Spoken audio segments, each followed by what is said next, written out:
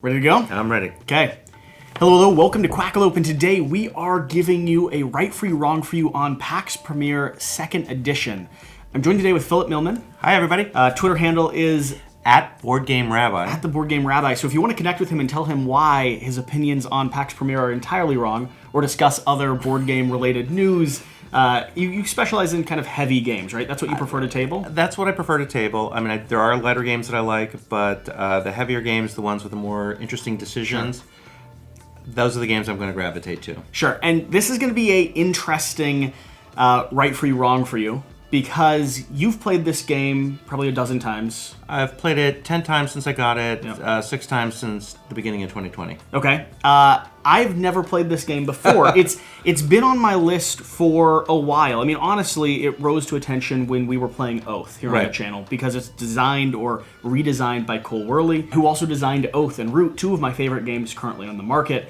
And so Pax Pamir started rising in the ranks of things that I wanted to take a look at. Now, Jan, the co-host of the show, owns a copy of this. And you said you were going to come over and run through some games with me. And so this became, because you said it was one of your favorites, instantly became something on my list to sit down and talk with you about. However, I think because you've played it a dozen times, and I've played it none, that means we've both played it an average of 6 times. And so we can have a good conversation about why this game may or may not be right for not only me, but also the audience here.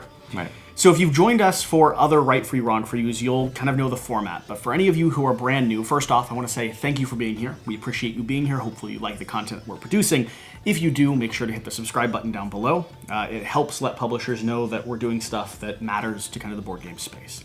The format of this video, we're going to go through 7 categories that me and my gaming group examine and look at when trying to decide if we're going to add a game to our gaming shelf. I'm not part of his gaming group, so I'm learning this too. So it's sort of a limited space, right? If you're putting something onto your shelf for as part of your collection, it's taking and possibly replacing some other things. So those 7 categories we're going to look at. We're going to talk about the overview of the game, kind of the general breakdown. We're going to go over the theme, because that matters a ton to me. We're going to talk about the accessibility, the gameplay, the modes of play, the hardest question, innovation, and then look at the price point to see if, at the end of all of that, the price justifies everything we've talked about. Sure.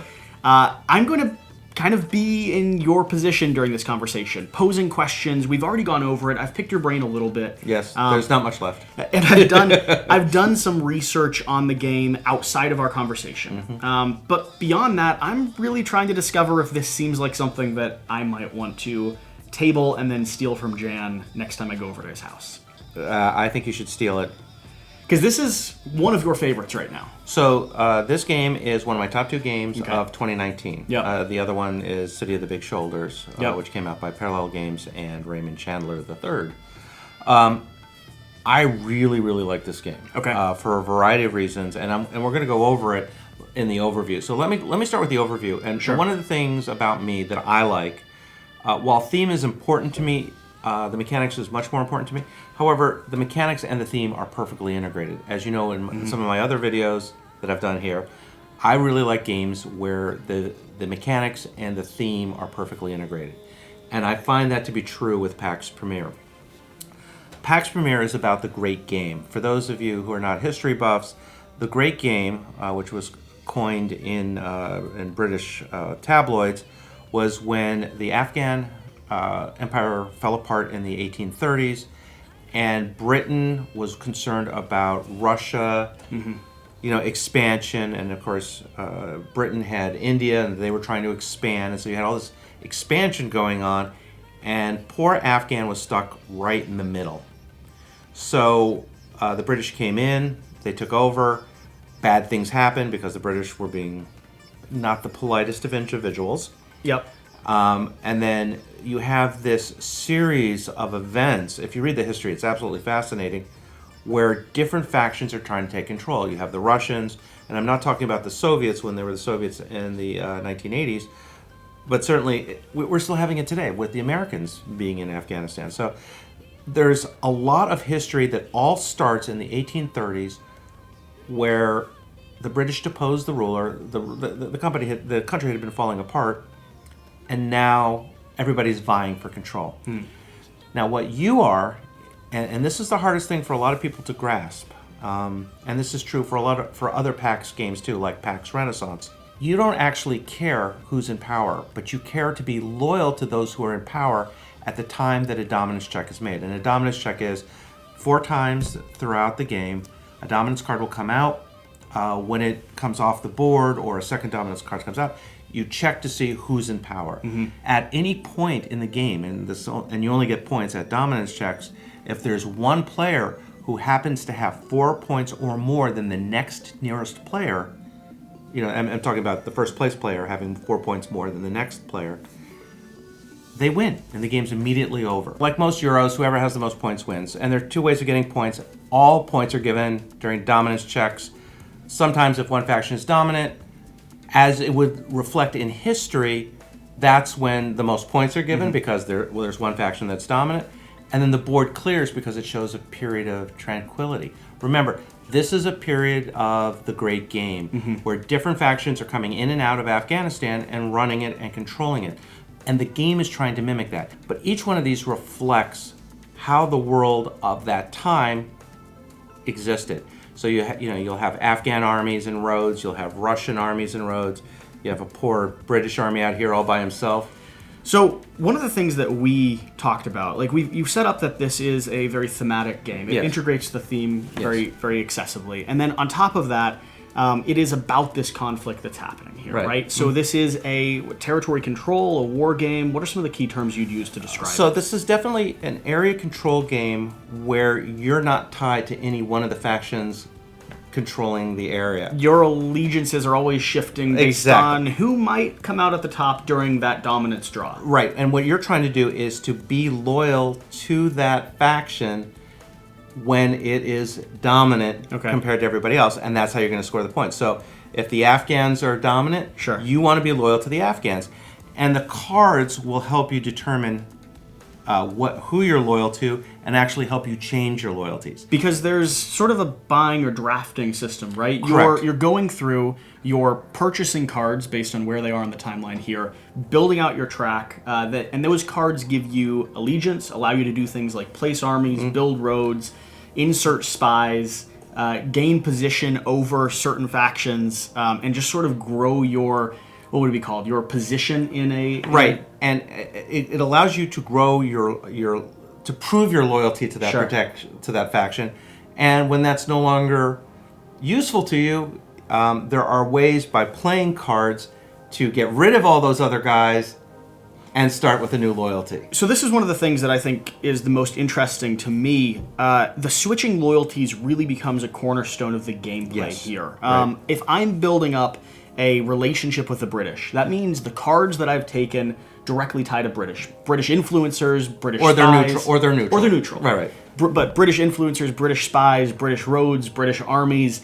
So I've built up a relationship with the British, and then let's say that I maybe gain favor or bring into my cohort a Afghan patriot, and then the British don't like me anymore. So all of those roads, all of those people, all of those sort of that network of influence that I've collected falls apart and starts rebuilding under the brand of a different warring faction. Correct. That's sort of the most fascinating, and I assume is kind of the cornerstone of the gameplay. Absolutely is. And so you're constantly checking to see who's dominant, what other players are doing, and that's one of the things I like about this game is because it's a political game at its core essentially and you have shifting alliances.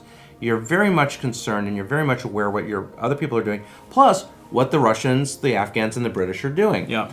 And so if you start to see, oh, you know what, with the cards that are out there, I can start and everybody's really heavily on the Afghans. But I can make a play for the Brits. Maybe I take a British patriot, play him, get rid of whoever I was loyal to before, sayonara suckers, and then all of a sudden I can start doing things that causes the other people around the room to go, oh no, please, oh, that's gonna hurt. That's gonna hurt. Now, a few of the other things that you touched on when going over the game with me, just for people that, like me, really don't know much about it. Sure. When I first visualized this and saw the cloth mat and saw these sort of abstract tokens, I really didn't know what to think. So for those of you that are looking at this going, how can this be a political, shifting allies, subterfuge sort of game? Each standing icon is a army. Correct. Right? Each laying down icon across a border is going to be a road. Correct. That's how you move your armies. These tokens here indicate that you have the most tribes, so kind of control of a region. And then down here we have tokens that can be indicative of a variety of things, whether they're tribes on the board, spies on other players' cards, or your own. Just straight points, or spies on your own cards as a form of defense in a way. Right. So there's a lot going on in a tiny package, yes. if we're going to be honest. Mm-hmm. Up here is the marketplace. It kind of has a closed market system, so you're not gaining a lot of coin throughout the course of the game. Instead, you're taxing other players or taxing cards that are already up there. You're going to be purchasing. Each card has a wall of history attached to it. That bottom part is not rules or mechanics for the most part. It is flavor text, which is a big element to me. Not flavor text, it is straight history. It is absolutely straight history. Which is still, straight history can be flavor text. Like Alex Burns, who was really one of the people who started and instigated the great game, is a card hero who has certain powers. And they do, and what I really like is that Cole, who is a PhD historian, did not pull any punches, right? If someone did something, he says it. If they were murdered because of what they did, he states that too. That as well. So that's sort of what's going on the table here. Another thing that I wanted to mention is there is a stack of cards. And you said during an average game session, you're only ever using, a third of them?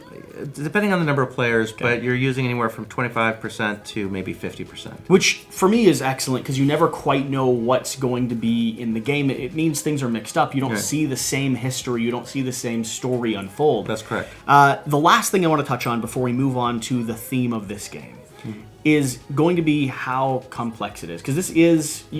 like heavier games, right? I do. So on the scale of heavier games, where does it line up? Where does it sit? So, it's on the heavier side. It's certainly, if you follow the BGG scale, which has its own issues, it's probably 4.2, something like that. It is definitely a heavier game. It is not one of the heaviest games that I own, but it's up there. Where does the complexity in this game lie? Because it doesn't seem like it's hard to learn. In about 15 minutes, I understood the flow of the game. Right. Where it's really complex, and again, my number one consideration for any game that I really like are interesting decisions, right? It makes you think. It's the way the cards are, right? It's a card-driven game for a large part, right? You're buying cards, you're playing the cards, which give you certain actions when they're first played, and then they give you subsequent actions as long as they're on your tableau. Being able to use these cards in conjunction with other cards, creating sets, creating interesting combinations, being able to figure out, based on the cards, based on the other players, who's having dominance, where the area control is. Because remember, unlike most area control games, for instance, like Twilight Struggle, one person is clearly Russia, I'm sorry, the Soviet Union, and one person is clearly the United States. That's it, you're done. And that never changes. Here, the complexity really is, not only do you have to worry about the area control, but you also have to worry about shifting alliances, not only for yourself, but of your comrades who are playing with you. So and you're worried about what cards are coming out, and when's the next dominance check, because maybe I want to do something before that card shows its ugly head. And so there's a lot of thinking through not only the cards that you have, but how you're going to play the cards based on the context and the status of the board. And the decision trees here are very, very large. So if you've made it to this point and you're into a heavier game that is nuanced in the card play, the decisions that you're making, kind of the way that things interlock and connect, that is themed around a very historically accurate kind of time period, dealing with the great game, that has thematic, abstract sort of iconography and tokens here. This game might be right for you. We're going to move on to the theme of this game and start digging into some of my favorite elements when it comes to a game. Before we get there, if you've made it to this point in the video and you've checked off one box that you might be interested in this game, you might already be searching online for it. You won't find it. What you're discovering is that it's not available. It's why I don't own a copy yet. This is really hard to get your hands on. Yeah. Limited print run, Kickstarter only. That, however, may not be perpetually true. It's not, and so don't go spend $140 immediately on BGG because that's the only one listed right now. Right, exactly. This game sold out very. There was a limited print run. Cole did print some extra games, but those sold out very quickly. In an upcoming Kickstarter, which it is my understanding that will be either March or April of 2020, of John Company, which is another Cole Wehrle designed game, which he's going to be publishing, I believe, under the Wehrle Gig name. As part of that, you'll be able to buy Pax Pamir. Okay. So it's going to be a reprint. My understanding is he's not going to change the rules. He might update the rule set, the rule book a little bit, but it's my understanding that that will be available then. But this game is very difficult to find. I am really grateful that I bought it when I did. Sure. And I've enjoyed the heck out of it. I mean, it's part of my 10 by 10. Sure. Yeah. So moving on to the theme of this game. Yeah. First off, you said that the theme and the mechanics integrate really closely, and I love that about it, because that's something that I really look for in a game. It helps me, a visual and a thematic player, understand the rules and get to the gameplay a whole lot quicker. But tell me a little bit more about the overarching theme. Right. So, again, going back, with Britain and Russia expanding their influence globally in the 1800s, with Britain and India, Russia expanding southwards and also eastward into Mongolia, you start to see these two large countries really starting to trying to one-up each other, and it's through this one-upmanship plus the writings of Alexander Burns, as well as spies starting to come in and out of Kabul, that the tensions rose and the British come into Kabul and take over Afghanistan. And from that point on, it becomes this game of back and forth. It was not pretty. It's not something that the British or the Russians should be particularly proud of, but it is historically accurate. And so what I really like is that as I try to figure out what I'm doing, I'm dealing with cards that are very much accurate to who they portray. And so, going back to my favorite guy here, Alexander Burns, he brings spies out because he was a spy for the British. And so he brings spies out. You have historical events like the Russo-Persian trade route, which brings out Russian roads, right, to increase trade. Sure. Each one of these cards, for its actions, are actually thematic to the event or the person that they relate to. And so as you start to think about it and as you start to read the flavor, you start to get a sense of, okay, I'm going to use my spies to go kill Jesse's general. You're able to use the history to kind of rewrite events through every game that you play and see if this person had if that trade route had not happened, or if Burns had been taken care of a little bit earlier, then how would have the landscape potentially shifted, right? In many cases. In an abstract way. In an abstract way, right. Yeah. But at the end of the day, it's, you are watching Russia, Afghan, and British forces combat each other, and you're egging them on for your best individual benefit as the power behind the scenes. Yeah, and you don't... I think that's interesting, too, because I like that it doesn't put you in the driver's seat of one faction, period. I like that I don't have to be Russia. Right. Instead, you're watching the story unfold and trying to vote on which side is going to come out on top, depending on what sort of negotiations have happened and how the landscape has changed. But it's not always just you changing the landscape. If Russia wins, it's not because you sided with Russia solely and drove them to victory. It's the table that is making the story together. Correct. Yeah. And that's one of the wonderful things about this is that you really, and one of the things I really like about this game. I mean, there are some games that are called multiplayer solitaire, right? Because there's not that much player interaction. This is not such a game, and there are times where you're trying to figure out how to best position Russia because that's in your best interest. And even though it might be in the best interest of one of your competitors, it's still the right move for you. I mean, I was playing a game recently where I had switched allegiances to the British. I had caused a major setback for the Russians by the way I did it. My wife, who was long on being the Russians and had no way to convert over to being the British, was struggling to try to stop me from getting dominance. And she, and afterwards she said, "If I could have assassinated you, I would have." And I said, "That's my girl." I like that. The other thing that I want to point out is looking at the design space, looking at kind of Cole's work in this game. He said that he spent about 3 years researching. Yeah, he did. Trying to get the history right, trying to understand this, the complexity of this region, the complexity of the political and historically kind of social dynamics here is pretty insane. Like an immense project to tackle. And on the back of the rulebook here, just if we want to reference the amount of time and respect that was put into the lore of this game, the history of it, we have Reading the Great Game. And it breaks down some of the things that some of the books and resources that he used when spending time to get this as close to accurate as possible. Right, and in fact, the artwork, which I don't know if you can see, and hopefully... We'll have visuals of it. Okay, so the artwork, if you take a look, are actual pictures or drawings from that period of time that he was able to get permission to get scanned and put into the game. I forget which university, there was an American university that has an incredible collection of this. He actually went there, got permission to scan a lot of these images. And so these are images that really are in universities and libraries. Yeah.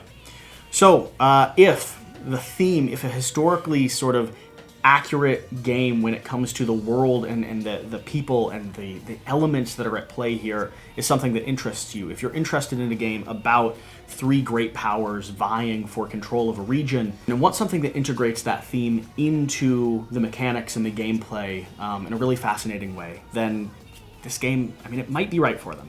Absolutely. It very possibly could. Now, I will say that the gameplay takes a couple of times to learn it. There are some interesting rules, which I'm not going to go over, but that take a little while to integrate into your strategic thinking. So that's a good bridge into exactly where we're going. The next stage of this review is talking about the accessibility of this game. Right. How hard is it to table? Right. What is the fee that people have to pay in terms of learning the rules, getting that nuance? Is it best the 10th time you play it, or can it be good out of the box immediately? So that's a really interesting question. I would say the first game is a learning game, and you're going to lose. I would say the second game you start to get it, and by the third or fourth game it really starts to sing. There is a solo variant of this game where you can start teaching it, but I will have to say that the rules for the solo variant are not clear. There are some player aids on BGG that will help, but you really need to play it with a few more people, at least with someone who's experienced, to really kind of show you how these different cards and different area controls work together. And there is a cost to learn the game. Now, do I think it's worth it? Absolutely. What is your sense of that cost? What's the time that you're putting in, and how hard is it to table? So I find it very easy to table because it's a very easy setup. It doesn't have a lot of bits. Sure. The box comes with an insert that's very easy to work with. So to tabling it, it takes maybe 10 minutes to put it on the table. Sure. How long does an average game session take? So assuming no one does that quick win. Sure. It's probably about an hour and a half. That's not bad. That's for actually, 4 players. That's kind of shorter than I kind of expected it to be. Somewhere between an hour and a half to 2 hours. It can be AP prone. Sure. As you're trying to decide, well, if I take this card, I could do this, because there's a lot of different combinations, and the decision trees are fairly wide and fairly complex. But I would say the reality is, unless you're used to this type of game, it's probably 2 to 3 plays to get it. And then after that, it starts to sing. You're enjoying it after the first play. That's been my experience, and that's been the experience that I've had after teaching this to others, including my wife, who's not necessarily a heavy gamer, but she really, really likes this game because the rule overhead is not that hard. Yeah, just talking to you about it, I had a sense, and I play a lot of games, so I'm able to pick up on the core elements of them very quickly, and I had a sense of how this game played within the first 5 to 10 minutes of talking with you. Right. And then I could very quickly see that the decision trees and the amount of branching, the amount of interweaving you can do, the nuance of gameplay was incredibly deep. Yes. And so I find that really interesting. It doesn't seem like it would be hard for me to get to the table. No. That being said, it does seem like it would take like 3 or 4 plays for me to really understand and get, I think, fully rewarded for the experience of playing.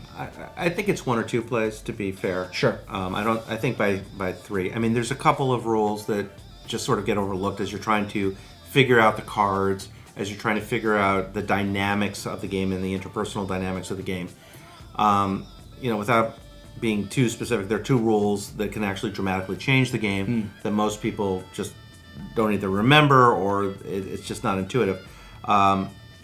What are those 2 rules? So the 2 rules, one is the overthrow or the overthrow rule. So remember, these guys are basically your field agents, and they can be either spies or tribes. So if I have a tribe in Kabul, which means I need to have a card with Kabul. Okay. So I'm just going to steal this guy over here for a second. Yep. So if I have a tribe in Kabul, I now have, and say I have multiple Kabul cards, just as an example. Here's a Kabul card. Okay, so that's it. The 2 Kabul cards is fine. So I have these 2 Kabul cards. I have a tribe in Kabul. I'm in control of Kabul. Great. Jesse comes along and kicks my tribe out of Kabul. Mm-hmm. Well, because my tribes and my cards are interlinked, if I lose control of Kabul, I lose all my Kabul cards. Yep. And vice versa, if I lose my 2 Kabul cards and their ways of killing them off, then I lose my tribe from Kabul, and that can have a dramatic effect on how the game is played. But is thematically accurate to kind of what's happening. Exactly, because the cards represent people that are there, the tribes represent a type of control, and those people are working with those tribes. If you lose one or the other, if the tribes don't have you around anymore, they're not going to stick around, and you can't control them. And if you don't, if the tribe goes away, your guys are kind of left out on their own. What's the second rule that you said people typically miss 2? Right. So the second rule is that you have basically a favored suit. Okay. So there's the political, there's the spying, there's the economic, and then there's the military. What will happen is you can see these cards each have a suit. These suits, should that be favored, will allow you to get a free action should this card be on your tableau. Now you can only choose one of those actions per card, but it does give you the free one. So there'll be times where a card will change the favorite suit, and you'll forget, I have this guy out here, and he can tax. I can now do a tax action for free and get myself a free coin. And because you're getting 2 actions per turn, a free action is a 50% increase. Exactly. Could be a very big deal. Exactly. And so those are the 2 rules that most people forget. Nice. So if they're looking for a game that is fairly easy to table, doesn't have too many components, has a nice insert that allows them to get out of the box fairly easily, has a incredible tactile feel and a great table presence when it comes to actually playing, isn't too hard to learn, has some nuance in the rules and certainly a complex game, but has a lot of depth when it comes to the strategy and the actual kind of interweaving of mechanics. Yes. Then this game, as far as accessibility is concerned, could be right for them. Right. And just as a comparison for a game that recently came out, On Mars, right, by Vital Lacerda, much bigger game, much harder to get at the table, far more number of rules. I mean, it's a very good game. Don't get me wrong, I enjoy playing it. But it's a beast. Okay. And your first play of that is 5 hours. Your first play of this is under 2. Yeah. Yeah. So, as far as accessibility is concerned, if you're still with us here, this might be correct for them. Yes. The next thing we want to look at is going to be the gameplay. And in this section, we don't really go over the rules or how to play specifically. I want you to highlight some of the things that either stand out to you as making this game right for you, or some elements that might make it not right for certain player groups. Right. So there's a couple of things that if you're very much into multiplayer solitaire, if you're very much into no take that, this might not be the game for you, because there are cards that allow you to kill off other cards. There are cards, I mean, obviously it's an area control, so there are going to be times where you're going to be fighting or doing battles where you're going to be kicking armies out or roads out.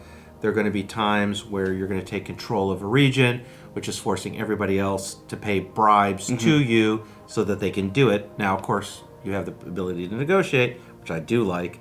But if some people don't like negotiating in games, I happen to enjoy it, but there are people who don't.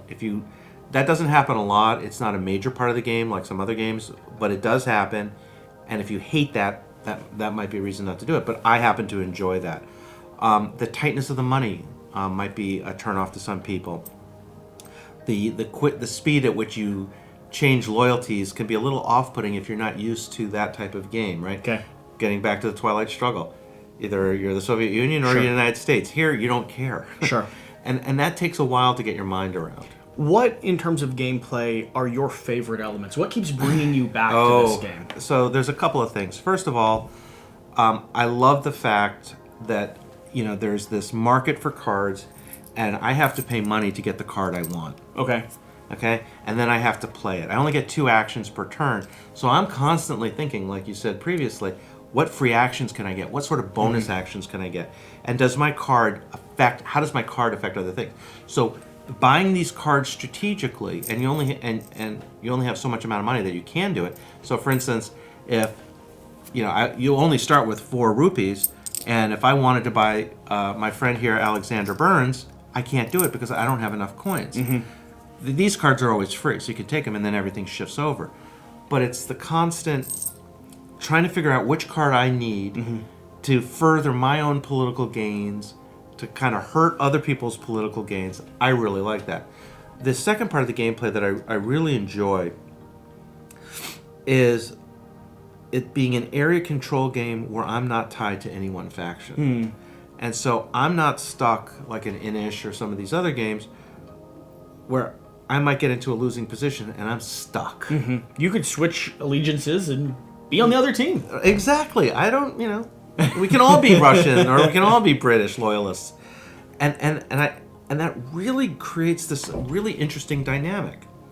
So, and there are times, I had a 2-player game, and we'll get into this in a bit, where my opponent couldn't change her allegiance, so I ended up destroying her because I was allied with the right faction. She wasn't. She couldn't change it, and that was the end of the game.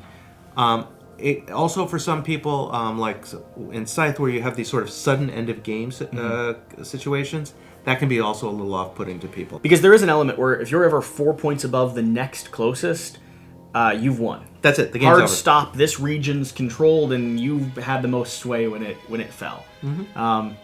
So those are some elements that might make the game right or wrong for people based on the type of gameplay they're looking for. Right. Next, we want to swing over to the modes of play. Sure. So it plays 1 to 5 if you use the sort of weird automa that's available. Right. Where does it play best? Where does its strength lie? So, for my humble opinion, it plays best at 4. Okay. It's just tight enough that you're not overwhelming each other. As in a 5-player game, also a 5-player game tends to run a little bit long for what it is. I think 4 players where it sings, and it sings beautifully. 3-player also sings. When you get to 2, you don't have quite the tension where you can play one player off another, which is certainly you can do in 3 or 4. Plus, the likelihood of a quick end is much, much higher at 2 players, especially if 1 player is brand new. At a 4-player game, because there's so much interaction going on, a brand new player is still in the game. Okay. Whereas in a 2-player, if one person has, 12 plays and another player has none, it's going to be over very quickly. Sure. And so it doesn't sing at 2 players, especially if one of the players is not proficient like the other player. The automa is okay.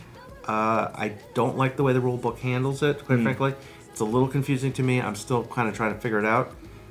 But there's enough there that I'm still doing it, and it's a good way for getting my mind around how the game plays and keeping it fresh in my mind. Does the game hold up if you're playing, like you were comparing, at a 4-player, if 1 or 2 of those members are brand new to the environment?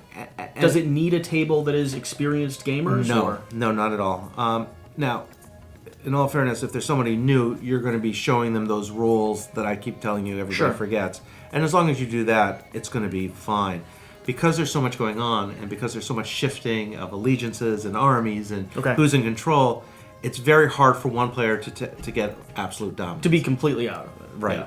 Well, or completely in it. Right, because it only ends when when the first player is 4 points or more ahead of the number 2 player. Okay. So in that situation, it's much harder for that to dominance, and there's a lot more that people can do. And a new player is also starting to see what other people are doing, and it's a much faster learn. And it's what I've found. So when I've played it at 4, I've played it a couple times with 4 with 2 new players and 2 experienced players. Everybody had a great time. So if you're able to table this at 3 to 4, 4 kind of being your preferred model. It is. 2 being okay, but maybe not the strongest way to table the game, and 1 being, if you really want to see what it can do on your own running the Atama, exactly. a little weird, but probably not where you've experienced the game the best. Correct. And, okay. Yeah. Then under those circumstances, this game may still be right for you. The next thing we want to walk over into is going to be the innovation. Right. Is this game innovative? If so, how? And if it's not, does it matter? So this is a 2.0 of a game. Pax Pamir came out a few years ago. It's part of the Pax series, which has a lot of these card plays, shifting allegiances. It's a design by a person by the name of Phil Eklund. Cole Wehrle has taken the Pax Pamir and has really streamlined it. So there are things that we do in this game that I find innovative, although it's existed before and it's 1.0 version. Sure. The shifting alliances and the ability to say, I don't actually care who wins, I just want to be in the right place at the right time when they do. That's innovative. The way the design is done really keeps it very tightly bound. The way the cards play off of each other, I have found to be at a really high level. I mean, there are other games where you can get cards to play off of each other, typically deck builders, but this isn't a deck builder. And so you're building combinations and trying to be very clever in how and when you play the cards. Okay. So I think it's innovative in the sense that it's so tightly tied to the actual history of the region, but also the shifting allegiances and the ability to not care if the Russians, because you don't care if the Russians win or not. You just want to be aligned correctly when somebody does. During the various stages. During the 4 stages of the dominance checks, right? Yeah, interesting. And because I'm not experienced enough with the game and also don't have maybe the historical context of when the game was published and where it came out in the timeline, I can't speak towards the innovation much at all. It's hard for me to have a real sense. I do find the amount of history layered throughout the game something that is unique, something that I don't see. It is uncommon for me to see artwork that is historically accurate and also matches aesthetically and graphically, looks really good on the table. That's unique in a game. It is unique to see a paragraph of straight history tied to Punjab or tied to the Sikh merchants in Lahore. I don't see games that lean into the research that went into the book, the 12 books you could read if you want to learn more about the great game. I don't know that this is the first game to do that, but I do think it is unique in that sense. Now, you did mention something to me before we got into this, when I told you that we would be talking about innovation, and you said you're not quite sure if or where it's specifically innovative because the timeline's a little interesting, right, with the publication and it being a second edition. That being said, you said it does something that no other game does on your shelf. It has a unique space. Right. So what it does on the shelf, again, and I'm going to repeat myself again, is the shifting alliances. Yeah. Right? And the ability to say, it's the one game on my shelf where it deconstructs the person in control of the area and the person you're trying to control for points. Interesting. And so it pulls it apart in such a way that it's really fascinating. Yeah, and I need to play this to really know the comparison, but it does remind me of A War of Whispers, which is a brand new title that just came out from Starling, has a influence track, a rondel you're playing on as warring factions move around the region. A light sort of Game of Thrones touch. Right. Or Dogs of War, which is a cool mini or not game where you're placing down armies and you are tied to someone. You want someone to come out ahead for your own victory points, but you're sort of, there's pressure points that you're just trying to balance and shift.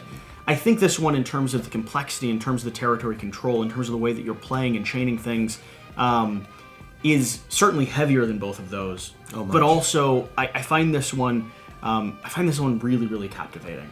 Right, and I will say that because you have to think through the cards that you're purchasing and then when you're going to play these cards, because you don't want to play one card that will cause you to change factions too early and show your hand. Sure.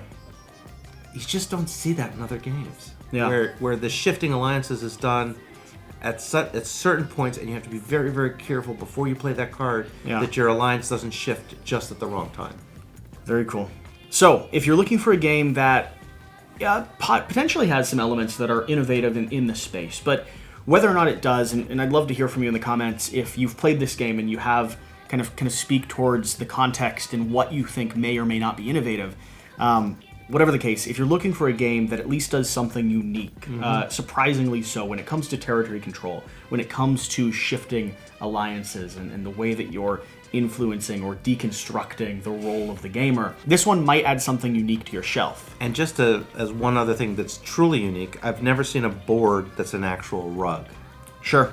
And these pieces are... They feel like really hard chalk. Yes. But they feel great in your hand. They do. No, they absolutely do. The one thing I will caution you, and one thing I don't like, and you're seeing these control markers, the ones that actually come in the game are made from very cheap wood. They stain terribly. They're awful. I have a friend, I get no money for this, who, this is maple. He does laser cuts of this. I've asked Jesse to put the Etsy shop link at the bottom. But that's the one component that I think is just subpar. Interesting. It's just weird. Interesting. Good to know. The next thing we want to move to, after the discussion of innovation, after the discussion of what might be unique on this game, is going to be the price point. So right now, like we said earlier in the video, it's not available. $1 million.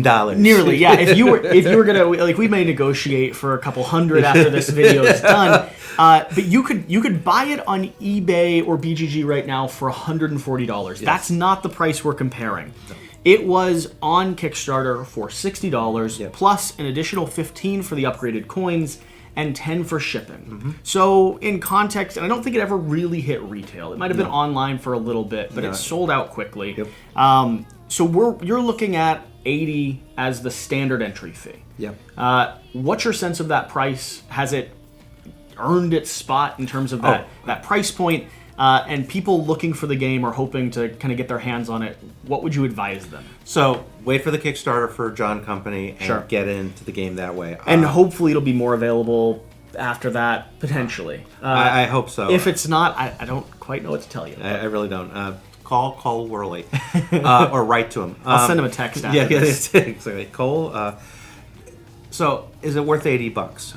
Absolutely. Now, I have a calculation by which I determine if a game is worth the cost. Oh, interesting. Okay. And it's very, very simple, but it works for me. And so if I play the game enough times to equal that cost, it's worth it.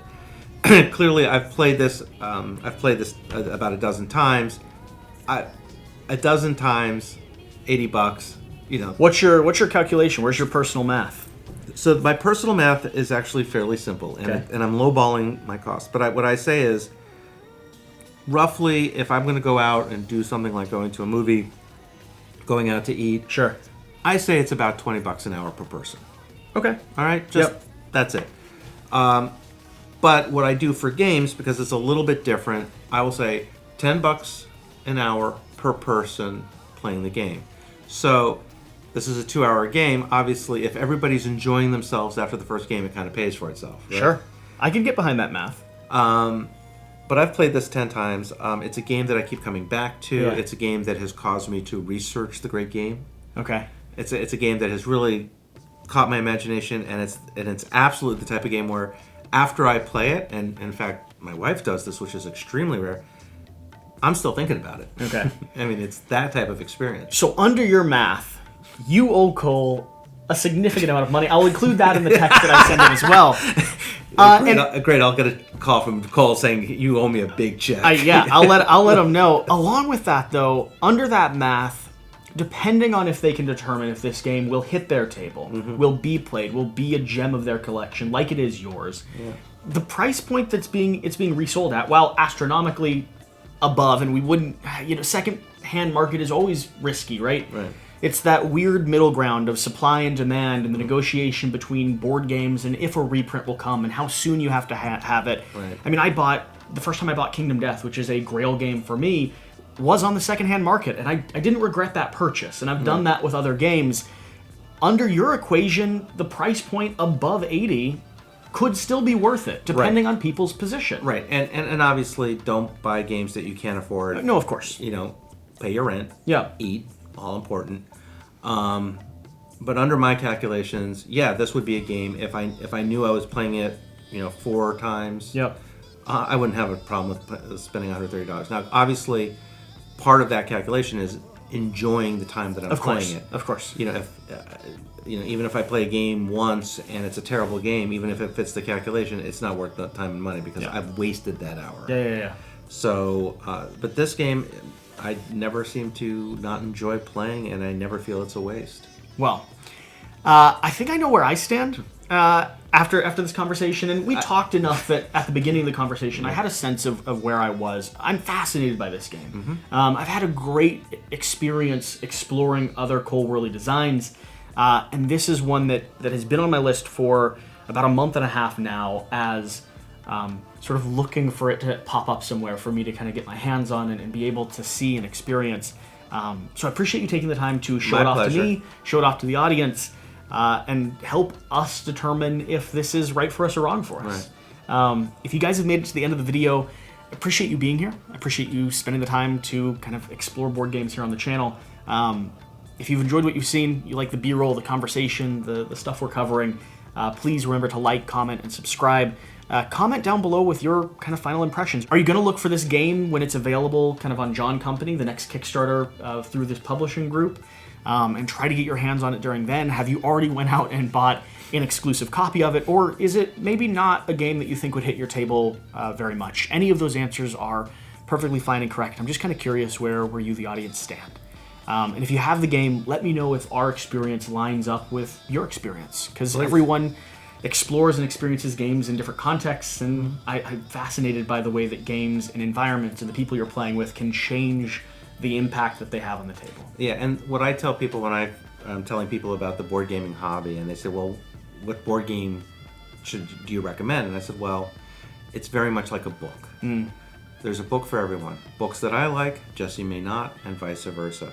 So this game speaks to me. It may not speak to you, but if what we talked about piques your interest, I think this is going to be a game in your collection that will stay there for quite a bit of time. Yeah, and you'll enjoy.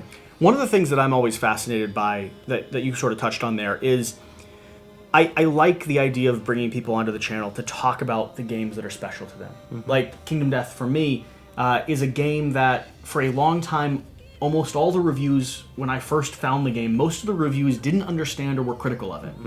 And I could see through them enough to go, well, it's still the right game for me. I watched them all and they said, don't get it. And I said, but I'm going to. Yeah. But I still am. And I find it interesting to allow people to express why they love something without them having to say that it's perfect for everyone. Because the odds are it isn't. No. And I would, my hope is that videos like this let 15 people out there know that this may be the best game in their collection, and let the other 90% know that maybe this one just wouldn't get to the table. And I love both those answers, because people who won't enjoy it won't have that wasted hour, that experience, and the people who will find a copy of this, and their price point is going to be hundreds or thousands of dollars of value out of this game. Exactly. And one of the things I like about Quackalope as a channel is, and this is going to be the plug, but didn't know it was going here. No, and this is not scripted. We're going to edit this out. But one of the reasons I watch Quackalope is not only for the games that I will enjoy and will buy, but for the ones that say, you know what, this is not for me. Sure. And a channel is useful to me when it both tells me what I should buy, based on my tastes, and what ones might not be, because that saves me money. Sure. And that money I can use to buy Quackalope merchandise, which is a very sorry, I had to like break the tension there. I'm not good at receiving compliments. Whatever the case, if you are here, hopefully you find value in what we're doing. But whatever you do, whatever you find from this channel, whatever the last 20 minutes have been for you, remember to do the important thing. Get out and play some games. Please. We'll see you next time. Thank you.